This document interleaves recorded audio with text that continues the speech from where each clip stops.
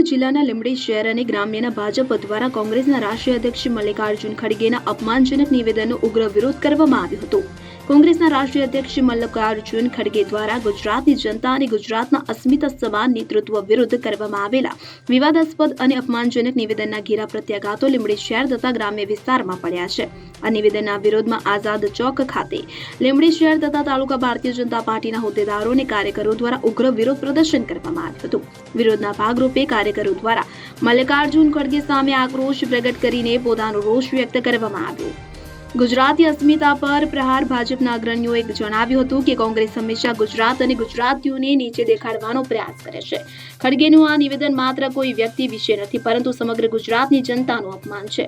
ગુજરાતની જનતા આગામી સમયમાં કોંગ્રેસના અપમાનનો જડબાતોડ જવાબ આપશે હોવાનું તાલુકા ભાજપના અગ્રણીઓએ જણાવ્યું હતું। ત્યારે આ વિરોધ પ્રદર્શનમાં લીંબડી શહેર ભાજપ પ્રમુખ રાજેશભાઈ ચાવડા, લીંબડી તાલુકા ભાજપ પ્રમુખ વનરાજભાઈ રોજાસરા, પૂર્વ ચેરમેન શંકરલાલ દલવાડી અને શહેર તાલુકા વિવિધ મોરચાના પ્રમુખો તેમજ મોટી સંખ્યામાં કાર્યકર્તાઓ ઉપસ્થિત રહ્યા હતા।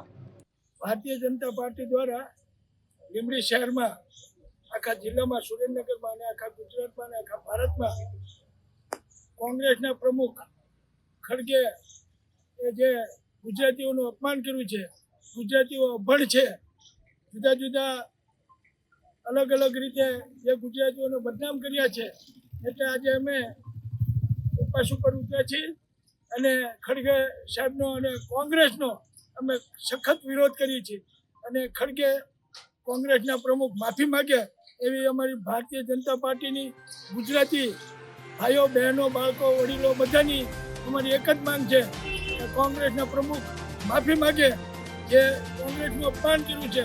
સરદાર વલ્લભભાઈ પટેલ જેવા, ગાંધીજી જેવા, નરેન્દ્ર મોદી જેવા, મોરારજી દેસાઈ જેવા ભારતના જે વડાપ્રધાન કક્ષાના લોકોને જે ગુજરાતના છે એમનું પણ અપમાન છે, સાહિત્યકારોનું અપમાન કહેવાય અને અન્ય જે કંઈ કાર્યકર્તાઓ છે અથવા જે ભણેલા ગયેલા લોકો હાયર ડિગ્રી ઉપર છે બધાનું અપમાન કર્યું છે। એટલે કોંગ્રેસનો અમે વિરોધ કરીએ છીએ અને ખડગે માફી માગે ત્યાં સુધી વિરોધ અમારો ચાલુ રહેશે।